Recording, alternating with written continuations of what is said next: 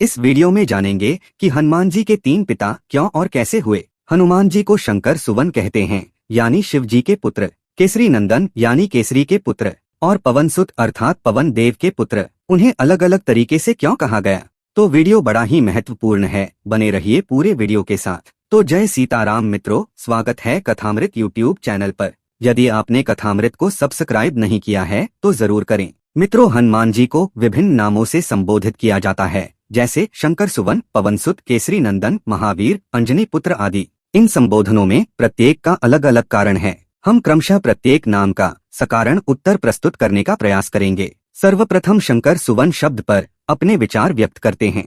इस नाम में हनुमान जी को भगवान शंकर का पुत्र बताया है, जिसके संबंध में ऐसी कथा प्राप्त होती है कि भगवान शिव के स्खलित वीर्य को ऋषियों देवताओं ने नदी में एक पत्ते से निर्मित दोने में रखकर बहा दिया, जिसे जल पीने हेतु गई अंजनी ने अनजान में चुल्लू से जल पीते समय पी गईं, और उसी वीर्यांश से हनुमान जी का जन्म हुआ। इसलिए इन्हें शंकर सुवन कहा गया।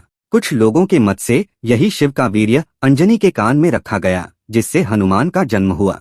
कुछ विद्वानों द्वारा एवं गीता प्रेस से प्रकाशित भक्तराज हनुमान नामक पुस्तक में प्रथम पुष्प के पृष्ठ संख्या 8 के अनुसार भगवान शंकर ने अंश रूप से अंजनी के कान के द्वारा उसके गर्भ में प्रवेश किया। इसी से हनुमान को शंकर सुवन कहा गया। परंतु गोस्वामी तुलसीदास जी द्वारा रचित दोहावली के अनुसार भगवान शंकर स्वयं ही अंजनी के गर्भ से हनुमान के रूप में प्रकट हुए। इसी कारण विद्वान महात्मा और अन्य प्रभु सेवक हनुमान चालीसा की यह चौपाई शंकर सुवन केसरी नंदन को शंकर स्वयं केसरी नंदन ही पढ़ते हैं। हनुमान चालीसा की अति प्राचीन प्रतियों में यही पाठ मिलेगा। अतएव उन दंत कथाओं की अपेक्षा अथवा अंतर कथाओं की अपेक्षा यह तर्क अधिक उपयुक्त है। इसे शंकर सुवन की जगह शंकर स्वयं ही समझना चाहिए। दूसरी कथा के अनुसार वानर राज केसरी ने अंजनी को पत्नी रूप में स्वीकार किया था, अतः अंजनी के गर्भ से प्रगटे हनुमान को केसरी नंदन और अंजनी का पुत्र होना तो सर्वथा निर्विवाद है।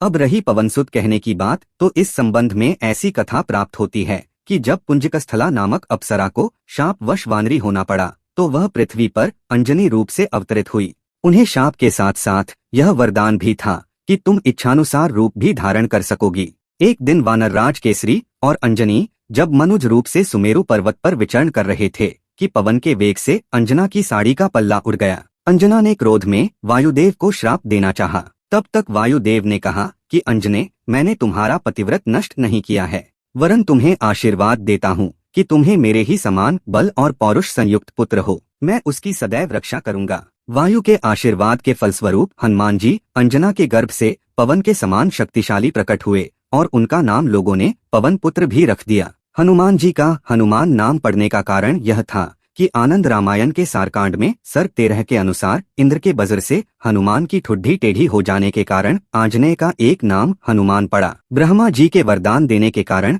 हनुमान का पूरा शरीर वज्र का हो गया। इससे इन्हें लोग बजरांग या बजरांगी भी कहते हैं। ब्रह्मा के वरदान से ही हनुमान जी अमर हुए। हनुमान जी द्वारा बचपन में उत्पात करने एवं ऋषियों द्वारा इन्हें अपना बल भूल जाने विषयक कथा भी इसी सर्ग में पाई जाती है। एक अन्य कथा के अनुसार एक बार भगवान शिव को समुद्र मंथन के समय विष्णु द्वारा रखे गए मोहिनी रूप को देखने की इच्छा हुई। भगवान विष्णु शिव की इच्छा मात्र से प्रकट हुए और शिव जी के अनुरोध पर उन्हें अपने मोहिनी स्वरूप का दर्शन कराया। भगवान विष्णु के उस दिव्य मोहिनी रूप पर शिव जी आसक्त हो गए और काम वेग में स्वयं कामारी भगवान शिव का वीर्य स्खलित हो गया। शिव को जब अपनी स्थिति का भान हुआ तो उन्होंने भगवान की लीला को हाथ जोड़ लिया। विष्णु तो अंतर्ध्यान हो गए, किंतु शिव का वीर्य व्यर्थ कैसे हो। अतः भगवान शिव की प्रेरणा से सप्तऋषियों ने उस वीर्यांश को एक पत्र पर स्थापित करके उसे कान मार्ग से अंजना के गर्भ में स्थापित कराया, जिससे हनुमान जी का जन्म हुआ। यह कथा शिव पुराण के शत्रुद्र संहिता अध्याय 19-20 में प्राप्त होती है। कुछ विद्वानों के अनुसार सप्तर्षियों ने तपस्यारत अंजना के पास जाकर उससे दीक्षा लेकर तपस्या करने को कहा, क्योंकि बिना दीक्षा के तपस्या व्यर्थ होती है। अतः अंजना को दीक्षा देते समय ऋषियों ने पास में केसरी नामक वानर की पड़ी हुई एक हड्डी जो खोखली थी, उसमें उस वीर्य को रखकर उसे अपने मुंह से फूंककर वायु वेग से अंजना के कान के माध्यम से उसके गर्भ में पहुंचाया। इसलिए हनुमान शंकर सुवन हुए। अंजनी के गर्भ से जन्म हुआ, अतः आंजनेय या अंजनी के पुत्र कहलाए। केसरी वानर की हड्डी में रखकर वीर्य कान में डालकर गर्भ में पहुंचाया गया, अतः केसरी नंदन कहलाए। तथा हड्डी में स्थित वीर्य को चूंकि फूंककर वायु के माध्यम से गर्भ तक भेजा गया, इसलिए हनुमान को पवन पुत्र कहा गया। किंतु इस तर्क का प्रमाण मुझे नहीं मिल सका। स्कंद पुराण वैष्णव खंड के अनुसार अंजनी के तपस्या से संतुष्ट होकर स्वयं वायुदेव ने अंजना को आशीर्वाद दिया था कि मैं तुम्हारे गर्भ से तुम्हारे पुत्र के रूप में जन्म लूंगा। तो मित्रों, उम्मीद करता हूँ कि यदि जानकारी पसंद आई हो तो कृपया कथामृत को सब्सक्राइब जरूर करें। जय श्री सीताराम।